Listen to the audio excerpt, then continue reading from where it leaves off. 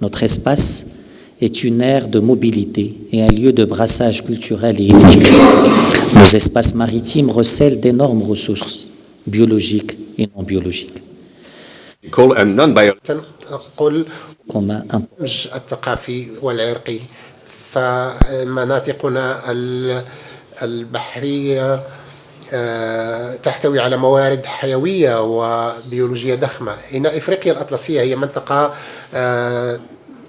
مهمة لديها منافسات وتواجه تحديات أمنية جديدة مع تزايد الاهتمامات. De 48% des victimes dues au terrorisme dans le monde voient la menace terroriste s'implanter le long de la côte atlantique. La criminalité transnationale est à la fois une cause et une conséquence du faible maillage sécuritaire, de la faiblesse de la présence étatique, de la porosité des frontières et de l'instabilité politique et institutionnelle. L'Afrique atlantique bat des records en termes de vulnérabilité climatique, de temps que la littoralisation de nos activités exacerbe les enjeux environnementaux avec des conséquences majeures sur la sécurité alimentaire et les déplacements, avec près de 1,5 million de déplacés internes enregistrés pour la seule région de l'Afrique de l'Ouest.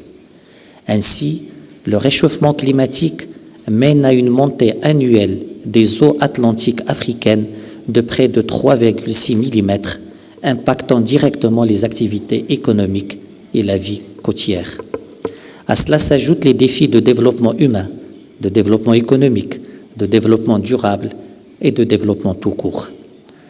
D'autant que les pays africains atlantiques ne reçoivent que 4% des flux d'investissements directs étrangers à destination de l'espace atlantique, contre 74% pour les pays de la rive nord de notre océan, et ce malgré le potentiel économique croissant de l'Afrique atlantique. Excellences, Mesdames et Messieurs, nous ne condamnons pas à nous récolter le potentiel de notre espace si nous ne mobilisons pas son potentiel de coopération. Car il ne suffit pas d'avoir l'Atlantique en partage. Il s'agit aussi de partager une perspective, une vision et des actions. Nous devons être un espace géopolitique. Notre appartenance n'a pas vocation à être seulement géographique, elle est aussi politique. Nous devons avoir une identité stratégique, que l'on se sente de l'Atlantique comme on peut se sentir africain ou méditerranéen. Nous devons agir collectivement pour répondre aux impératifs de sécurité, de développement durable et de prospérité de notre espace. Et alors que l'Atlantique Nord est organisé et connaît même un regain d'attrait, que l'Amérique latine atlantique se structure sous l'impulsion de leaders régionaux, qu'en est-il de notre espace atlantique africain? C'est aujourd'hui et maintenant que nous devons structurer notre espace africain atlantique, et c'est ce pourquoi nous sommes réunis aujourd'hui à Rabat. Excellences, Mesdames et Messieurs, la déclaration qui nous est proposée à l'issue de nos travaux institue un processus afro-atlantique. Elle consacre notre vision, institutionnalise notre démarche et structure notre espace. Elle est en effet orientée vers l'action. Elle impulse une coordination sur un ensemble de thématiques stratégiques et de secteurs structurants. Elle établit des groupes thématiques chargés du dialogue et de la sécurité, de l'économie bleue et de la connectivité maritime et de l'énergie, et enfin du développement durable et de l'environnement. Et elle réactive un secrétariat et une structure de suivi basée ici à Rabat. Nous voulons que cette initiative soit inclusive pour un processus de gouvernance politique de notre espace atlantique commun dans son acception élargie. Notre ambition n'est pas seulement de réactiver les mécanismes du passé, mais de les dépasser. L'ambition de ce processus est de permettre à l'Afrique de s'approprier l'Atlantique, de formuler des positions communes et à terme de réaliser la jonction avec les pays de l'autre rive de l'Atlantique Sud, ceux de l'Amérique latine. Notre vision, c'est de reconnaître que l'enjeu n'est pas d'être des pays riverains qui tournent le dos à l'Atlantique. L'Atlantique n'est pas seulement une limite et une source de défis, c'est aussi une culture, une conscience et une identité maritime. C'est cette même vision qui nous appelle à diffuser l'esprit de l'Atlantique auprès de nos départements sectoriels et de nos agents économiques et de notre société civile, et diriger notre espace en pôle stratégique et économique, en zone de jonction et de coopération et d'union. Si l'Atlantique nous rassemble de l'extérieur, qu'il soit aussi ce qui nous unit de l'intérieur.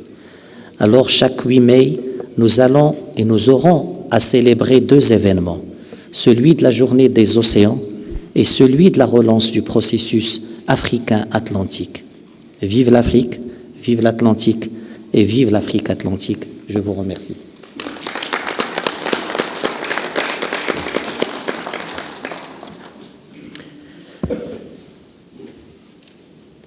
Chers frères, chères sœurs, hier, nous, hauts fonctionnaires, ont structuré notre réunion autour de 3 grandes thématiques.